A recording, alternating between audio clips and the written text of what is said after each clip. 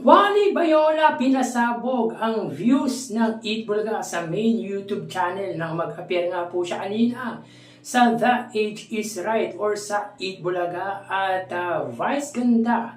Pinersonal si Vice President or ngayong Mayor nga po ng Naga na si Leni Robredo. Kumbaga mga kaparokya, ni Real Talk ni Vice Ganda si Mayor Leni Robredo. Yan ang pag-uusapan natin ngayong araw mga kaparokya. Pero bago yan, kung bago lamang po kayo sa aking channel at kung gusto niyo po ng ganitong klaseng content, ay makikiusap po ako sa inyo na pakisubscribe ang aking YouTube channel. Paki-like and share na rin ang sa gayon ay mas dumami pa po makapanood ng mga in-upload po nating video araw-araw. Maraming salamat po at sobrang na-appreciate ko po kayo mga kaparokya. By the way, ako nga po pala si Mervin, ang tao sa likod ng YouTube channel na Kaparokya TV. Kamusta kayo mga kaparokya? Naway nasa mabuting kalagayan po kayo habang pinapanood nyo po ang video ko na ito. So yun nga po mga kaparokya, alam naman po natin na talagang malakas nga po ang pangalan ng Vice President or kasalukuyang Vice President na si Sara Duterte at marami nga po ang tila naghahanap ng pwedeng kumalaban kay Vice President Sara Duterte sa darating na presidential election by 2028. At isa nga po sa palagay natin mga kaparokya ang kayang tumibag kay Sara Duterte ay walang iba kundi si Mayor Leni or dating Vice President Leni Robredo. At yun nga po mga kaparokya, pinersonal na nga po ni Vice Ganda si Mayor Leni Robredo ng personal nga pong puntahan nito sa Naga City si Mayor Leni at tila may pakiusap pa nga po si Vice Ganda sa Mayor nga po ng Naga. Ayon nga kay Vice Ganda mga kaparokya, Naga is our heart. You are our heart, you are our hope. We need you to continue hoping for a wonderful future, not just for our family, but for our entire Philippines. Tama?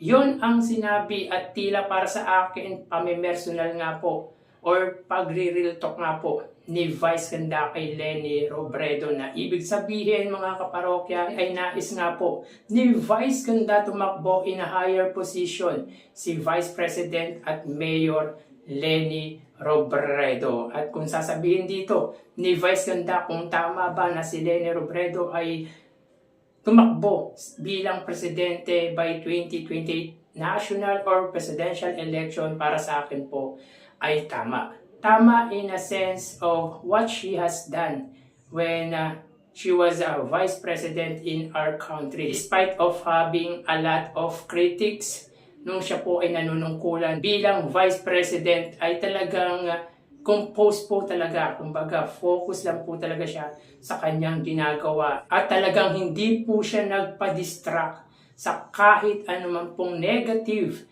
na pinagsasabi about sa kanya. Ganyan ang isang tunay na leader mga kaparokya na hindi nga po nagpapadikta, hindi nga po nagpapaapekto sa kung ano-ano man pong pinagsasabi or hindi magandang pinagsasabi ng mga kalaban sa politika.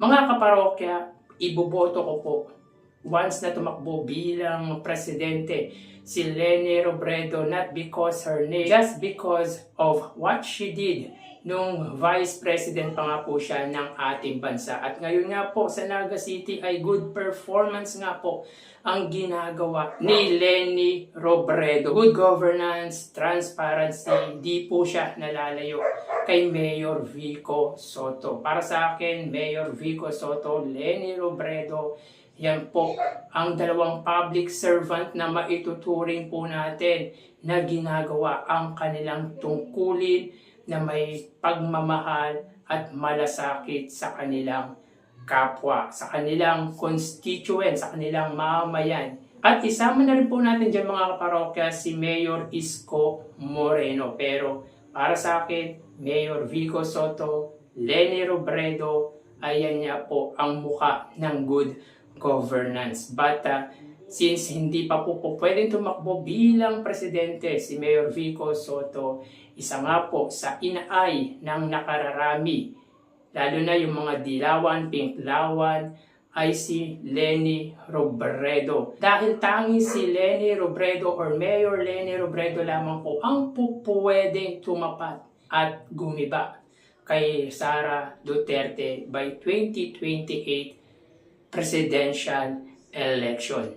So dito nag-agree po tayo kay Vice Ganda na ang kahilingan nga po nito ay tumakbo sa higher position ang mayor nga po ng Naga na si Leni Robredo. Samantala mga kaparokya, after an accident of Wally Bayola a month ago, sa Bicol nga po yan, sa Camarines Sur, ay muli nga pong umapir sa Itbulaga ang isa nga po sa jowa Pau na si Wally Bayola. At kanina nga po ay isa nga po siya sa participants ng The Age is Right via Zoom mga kaparokya. Dahil sa kasalukuyan ay nagpapagaling pa nga po ito sa kanyang injury sa paa. At according to him, at least 2 to 3 months nga pong magre-recover si Wally Bayola. At ayon niya po sa kanya, ay she almost died. But sabi nga niya,